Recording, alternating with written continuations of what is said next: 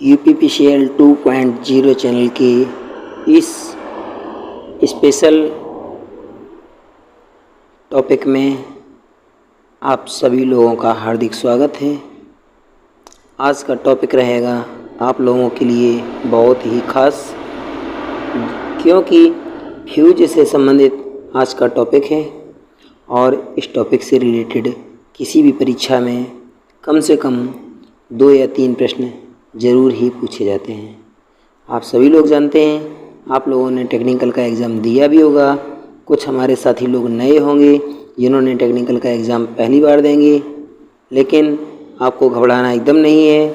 जैसे कि मैंने आप लोगों से वादा किया कि आप लोगों को मैं प्रत्येक प्रश्न को बहुत बारीकी से और चित्रात्मक विवरण के साथ समझाऊंगा। बेटा बने रहिए हमारे चैनल पर। यदि आप चैनल पर नए हैं तो चैनल को लाइक, शेयर, सब्सक्राइब करना ना भूलें। वीडियो को पूरा देखें, क्योंकि हमारे वीडियो के प्रारंभ में 2 प्रश्न पूछे जाते हैं और इन दोनों प्रश्नों का जो आंसर है ये इसी वीडियो के लास्ट में दिया जाता है। तो आज के हमारे जो 2 प्रश्न हैं वो इस प्रकार हैं।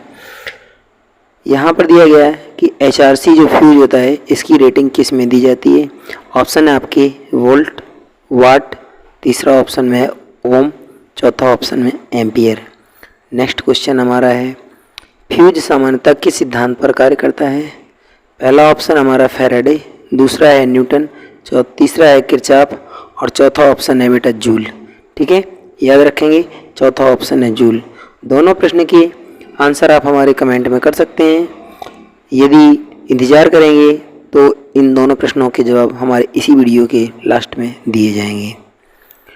तो बेटा आज का सेशन हमारा यहाँ से स्टार्ट होता है। मैं जितेंद्र सर आप सभी लोगों का अपने चैनल यूपीपीसीएल 2.0 चैनल में हार्दिक स्वागत करते हैं। चलिए सेशन को प्रारंभ किया जाता है। तो इस सेशन में आप क्या क्या जानेंगे इसके विषय में, जो फ्यूज है उससे रिलेटेड आप थ्योरी का विश्लेषण पूर्ण रूप से जानेंगे, चित्रात्मक परिचय जानेंगे और कहीं भी बीच में यदि फुल फॉर्म आता है तो फुल फॉर्म जानेंगे। परीक्षा से संबंधित बहुत महत्वपूर्ण प्रश्न जानेंगे और किस फ्यूज का कहाँ पर उपयोग किया जाएगा वो जानेंगे और कुछ MCQ भी इससे रिलेटेड जानेंगे। तो बेटा यहाँ से हमारा सबसे पहला पॉइंट जो है जो फ्यूज होता है ये मूल रूप से फ्यूज ला जैसे कि दिया गया है। तो जो फ्यूज ला होता है इसमें फ्यूज के तार में जो तार होता है फ्यूज के तार में प्रवाहित होने वाली जो धारा होती है ये I=K D⁻⁴ 1.5 या हम कह सकते हैं कि I जो होती है ये समानुपाती होती है D⁻³ की। हम कह सकते हैं कि जो यहाँ पर I है, I बेटा ये क्या है, जो I है यहाँ ये धारा है किसमें, चालक में प्रवाहित होने वाली, और इसके बाद जो D है ये किसी भी चालक का व्यास है। ठीक है, उस चालक का व्यास जो फ्यूज के रूप में चालक उपयोग में लाया जा रहा है। याद रखेंगे ये फॉर्मूला कई बार पेपर में रिपीट हुआ है। जो फ्यूज ला होता है बेटा, फ्यूज ला को एम्पियर ला के नाम से भी जाना जाता है। चलिए सेशन को प्रारंभ किया गया है। इसमें से जानते हैं कि जो फ्यूज होते हैं ये फ्यूज का परिचय दिया गया है। यहाँ फ्यूज कितने प्रकार के होते हैं इनसे रिलेटेड हम जानते हैं। सबसे पहले जो फ्यूज है, फ्यूज 2 प्रकार के मूल रूप से होते हैं, AC फ्यूज और DC फ्यूज। जो AC फ्यूज होते हैं ये इसके अतिरिक्त 2 प्रकार के होते हैं, हाई वोल्टेज और low voltage. High voltage fuse में कौन कौन से आते हैं इनको देखते हैं। इसके यहाँ पर लिखा है explosion type HRC fuse, liquid type HRC fuse और कारतूसी फ्यूज। HRC फ्यूज जो होते हैं ये 2 प्रकार के होते हैं दोनों यहाँ, और इसके बाद आपके जो कारतूसी फ्यूज हैं ये 3 के तीनों जो फ्यूज होते हैं ये हाई वोल्टेज के फ्यूज कहलाते हैं। इसके बाद लो वोल्टेज के जो फ्यूज होते हैं वो कौन कौन से होते हैं, तो बेटा LV लो वोल्टेज कारतूसी फ्यूज, लो वोल्टेज कारतूसी फ्यूज या कार्टेज फ्यूज। इसके बाद ड्रॉप आउट फ्यूज भी होते हैं। इसके बाद होते हैं स्विच टाइप फ्यूज होते हैं। इसके बाद स्ट्राइकर टाइप फ्यूज होते हैं और इसके बाद रिवायरेबल होते हैं जिसको हम पुनर्तारी या हम जो किटकैट फ्यूज होता है जो हम घरों में सबसे ज़्यादा यूज करते हैं उसका तार बदला जा सकता है, रिवायरेबल फ्यूज कहलाता है। जो आपके कार्ट्रिज टाइप लो वोल्टेज के फ्यूज होते हैं ये दो फ्यूज होते हैं, एक लिंक टाइप का फ्यूज होता है, एक D टाइप का फ्यूज होता है। याद रखेंगे तो बेटा जो डी टाइप के फ्यूज होते हैं इसमें से एक बोल्ट टाइप का फ्यूज होता है, एक ब्लेड टाइप का फ्यूज होता है। जो ये ब्लेड टाइप का फ्यूज है इसका उपयोग हम जनरली बाइक और मोटर गाड़ियों में करते हैं, ठीक है, याद रखेंगे। तो जो फ्यूज का परिचय है इस प्रकार से ये फ्यूज जो है इतने प्रकार के होते हैं। मूल रूप से आप कापी कलम उठा करके बैठना और हमारे वीडियो में जितने भी बिंदु दिए गए हैं उन सभी बिंदुओं को अपने उस कापी में नोट जरूर करेंगे। तो यहाँ पर आज हमारा सबसे पहला पॉइंट जो है ये किटकैट से है, किटकैट फ्यूज, ठीक है। किटकैट जो फ्यूज होता है इसके संयोजक बेटा पीतल के बने होते हैं, ठीक है, पीतल के बने, और ये अगर बड़े फ्यूज हैं तो कॉपर के भी हो सकते हैं। इस फ्यूज को रिवायरेबल फ्यूज के नाम से भी जानते हैं। रिवायरेबल का मतलब होता है पुनर्तारी, या ऐसा फ्यूज जिसका फ्यूज अभी बदल करके उस फ्यूज को दोबारा उपयोग में लाया जा सकता है। जो आप इस चित्र में देख रहे हैं ये आपका किटकैट फ्यूज दिखाया गया है। इसमें किट कौन होता है और कैट कौन होता है, याद रखेंगे। जो फ्यूज का बेस होता है इसको हम किट कहते हैं, और जो मूवेबल होता है बाहर का हिस्सा जिसमें फ्यूज के तार को धारण करवाया जाता है वो आपका कैट होता है। कैट मतलब होता है घूमना फिरना, तो यहाँ से प्रचालित होने वाला हिस्सा ये है।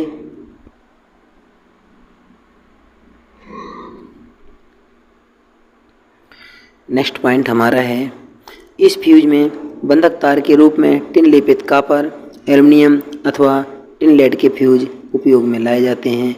इसमें से टिन लेड का पॉइंट बार बार परीक्षा में पूछा जा रहा है। नेक्स्ट पॉइंट हमारा है, किटकैट फ्यूज में किट आधार और कैट जो होता है ये फ्यूज कैरियर होता है। इस हिस्से को हम किट के नाम से जानते हैं और इस हिस्से को कैट के नाम से जानते हैं।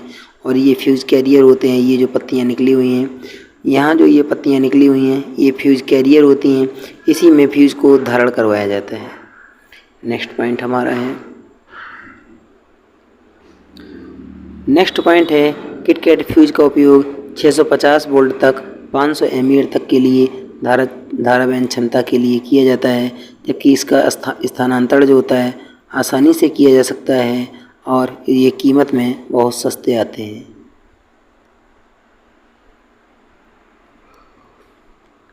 फ्यूज पिघलने के पश्चात इन्हें पुनः उपयोग में लाया जा सकता है। ये फ्यूज पूर्णतः विद्युत रोधी होते हैं। इनमें फ्यूज तार को बदलते समय बहुत अधिक सावधानी की आवश्यकता नहीं होती है, क्योंकि फ्यूज तार को बदलने के लिए हम कैट को बाहर निकाल लेते हैं। यहाँ बेटा जो आप जी देख रहे हैं ये सभी के सभी जो फ्यूज आपको दिखाए गए हैं ये 3 फेज पर लगे हुए हैं, और इन फ्यूजों को हम HRC फ्यूज के नाम से जानते हैं। किस नाम से? HRC fuse. HRC फ्यूज का जो फुल फॉर्म होता है ये हाई रैप्चरिंग कैपेसिटी फ्यूज होता है। 3 फेज की यहाँ पर लाइनें दर्शाई गई हैं। एक आपका रेड है, एक आपका रेड है, एक आपका वाई है और एक आपका बी है। ये ब्लू हो गया, रेड हो गया और येलो हो गया।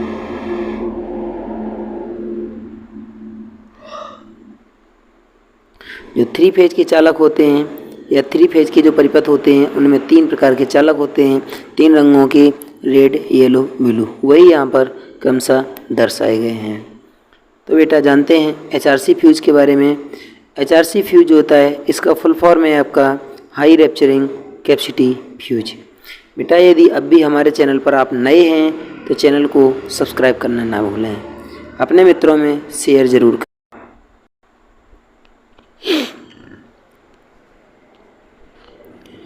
नेक्स्ट क्वेश्चन है यहाँ पर, इसकी विदारक क्षमता जो होती है या हम कहेंगे इसके जो वायर होते हैं चांदी के वायर इसमें उपयोग में लाए जाते हैं संयोजक तार, तो वो जो पिघल जाते हैं वो कितनी क्षमता पर पिघल जाते हैं। तो बेटा याद रखना इसकी विदारक क्षमता जो है 66 kV है और इस फ्यूज को 500 MVA तक उपयोग में लाया जा सकता है।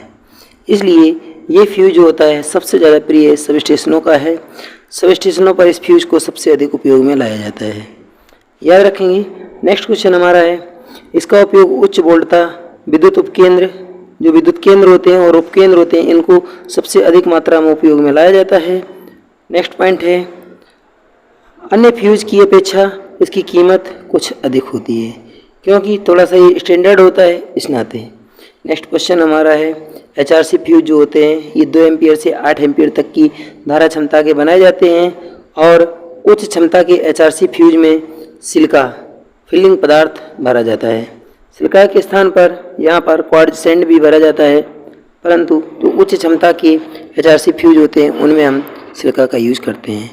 बेटा हमारा नेक्स्ट पॉइंट है यहाँ पर HRC ही फ्यूज से, और पॉइंट क्या कह रहा है कि ये फ्यूज जो होते हैं संपूर्ण रूप से मितव्ययी सिद्ध होते हैं, इसीलिए इनका उपयोग सब स्टेशन और विद्युत उपकेंद्रों पर किया जाता है। आजकल उच्च विदारक क्षमता वाले जो HRC फ्यूज होते हैं 40 किलो एम्पियर पर, अभी मैंने बताया 2 एम्पियर से इनका उपयोग 2 एम्पियर से 800 एम्पियर तक किया जाता है, परंतु अब इन फ्यूजों का उपयोग जो है हम कितने किलो एम्पियर तक 40 किलो एम्पियर तक कर सकते हैं। इसके समय धारा विलक्षण वक्र जो होते हैं परस्पर व्युत्क्रम होते हैं। बेटा इसको याद रखना है, ये पॉइंट बहुत ही जरूरी है आप लोगों के लिए। फ्यूज का जो गलन काल होता है, मेल्टिंग टाइम होता है, ये क्या होता है फ्यूज की गलन धारा के व्युत्क्रम होता है। इस पॉइंट को याद रखना, परीक्षा में कई बार रिपीट हुआ है। और जो HRC फ्यूज होता है इसकी जो अनुरक्षण लागत होती है ये नगण्य होती है, लगभग शून्य होती है कह सकते हैं। नेक्स्ट पॉइंट हमारा है HRC फ्यूज में आर्क को दबाने के लिए क्वार्ट्ज फिलिंग पदार्थ भरा जाता है और इसके द्वारा जो फ्यूज के अंदर अवयव में जो आर्क उत्पन्न होती है उस आर्क को दबा लिया जाता है या अवशोषित कर लिया जाता है। यहाँ जो पॉइंट देख रहे हैं, जो ये चित्र देख रहे हैं आप लोग, ये HRC फ्यूज का चित्र है और इसमें पूरी डिटेल दर्शाई गई है। ठीक है, याद रखेंगे इसके अंदर एलिमेंट उपयोग में लाए गए हैं, कॉन्टैक्ट हैं, सिरा कॉन्टैक्ट हैं, सभी हैं। नेक्स्ट पॉइंट है यहाँ पर देख सकते हैं हम लोग, इसकी अनुरक्षण कीमत जो होती है ये बेटा कैसी होती है, इसकी जो अनुरक्षण कीमत होती है नगण्य होती है। HRC फ्यूज में फ्यूज अवयव के रूप में चांदी का तार उपयोग में लाया जाता है।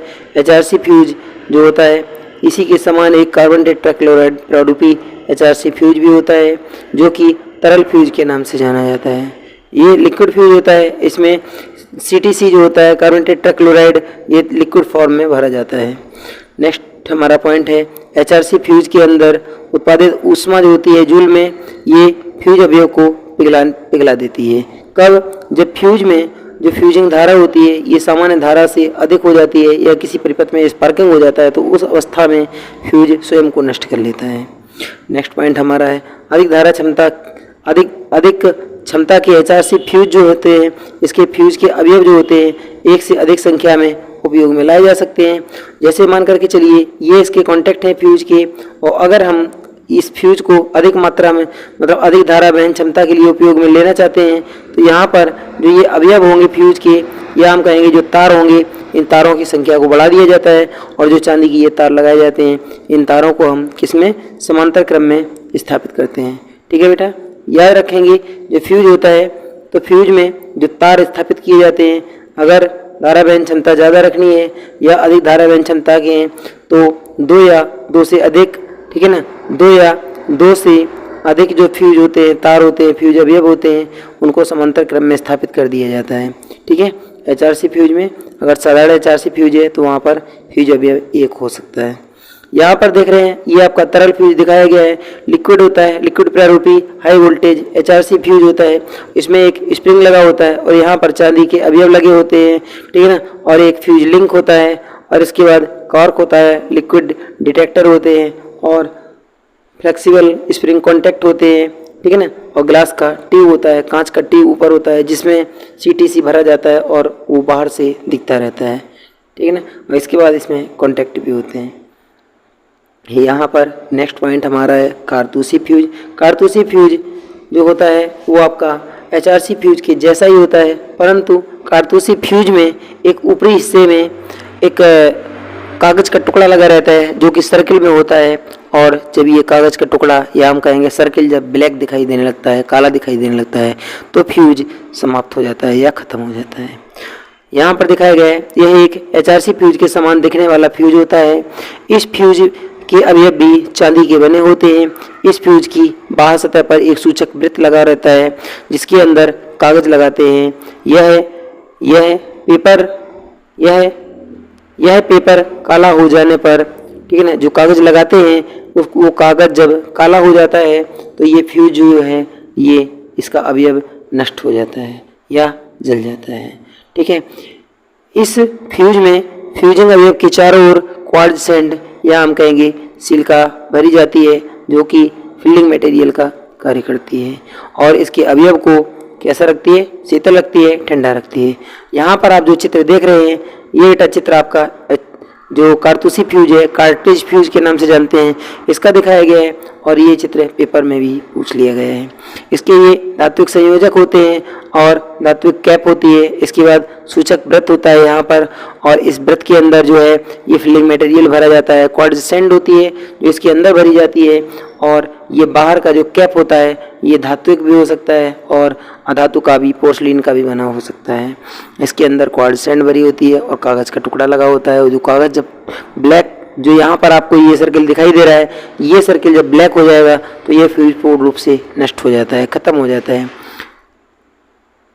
पेपर में आए दिन फ्यूज के सिंबल भी पूछे जाते हैं, तो यहाँ पर different symbol of fuse, symbol के बहुत सारे फ्यूज दिए गए हैं, तो ये याद रखेंगे। ये ओल्ड फ्यूज का ओल्ड सिंबल है, ये फ्यूज का ओल्ड सिंबल है। इसके बाद IE triple E, IE double E और ANSI स्टैंडर्ड फ्यूज का सिंबल यहाँ पर है। इसके बाद IEC स्टैंडर्ड फ्यूज का सिंबल ये है और इसके बाद आपका ANSI और IEEE स्टैंडर्ड फ्यूज का सिंबल यहाँ है। तो बेटा याद रखेंगे ये तीन के तीनों फ्यूज के सिंबल हैं। अगर कोई भी पेपर में आता है तो आप लोग देख करके मार सकते हैं, इनको अपनी कॉपी में ज़रूर नोट कर लेना। इसके बाद जो होते हैं वो फ्यूज होते हैं, फ्यूज ब्लेड टाइप के फ्यूज होते हैं। मैंने सबसे ऊपर आपको बताया था, सबसे अंत में ब्लेड फ्यूज के बारे में चर्चा की गई थी। ब्लेड जो फ्यूज होते हैं ये कैसे फ्यूज होते हैं, ये D टाइप के फ्यूज होते हैं, ठीक है। और यहाँ पर जो ये फ्यूज अलग अलग आकृति में दिखाए गए हैं, ये अलग अलग आकृति में जो फ्यूज दिखाए गए हैं, इन सभी फ्यूजों का उपयोग हम किस में, मोटर वाहनों में करते हैं, ठीक है ना। मोटर वाहन जो होते हैं, ठीक है ना, मोटर वाहन जैसे बाइक है, मारुति कार है, इन सभी में इन फ्यूजों का उपयोग किया जाता है। तो यदि आपकी नए मॉडल की गाड़ी है या बाइक है तो उसको समय समय पर चेक करते रहना चाहिए। यदि ये वाहन स्टार्ट नहीं हो रहा है तो जान लीजिए कि निश्चित तौर पर हमारा फ्यूज गया है। तो फ्यूज को निकाल करके और उसमें दूसरा फ्यूज इनपुट करवा देते हैं तो बाइक वगैरह जो है बहुत आसानी से स्टार्ट हो जाती है। यहाँ पर देख रहे हैं आंतरिक सतह पर यहाँ जो अवयव ये दिखाया गया है ये अवयव होता है और ये फ्यूज अवयव जो है टिन लेड का बना हुआ होता है, ठीक है। इसको D टाइप का फ्यूज भी कहते हैं, याद रखेंगे। नेक्स्ट जो फ्यूज होता है पोलराइड फ्यूज होता है। पोलराइड फ्यूज यहाँ पर कंपनी जो है ABB कंपनी के द्वारा बनाया गया ये फ्यूज यहाँ पर दर्शाया गया है और इसमें केवल इस हिस्से में जो ये दंड दिखाई दे रहा है यही दंड आपका फ्यूज के रूप में होता है और बाकी इस साइड का ये इंसुलेटर होता है।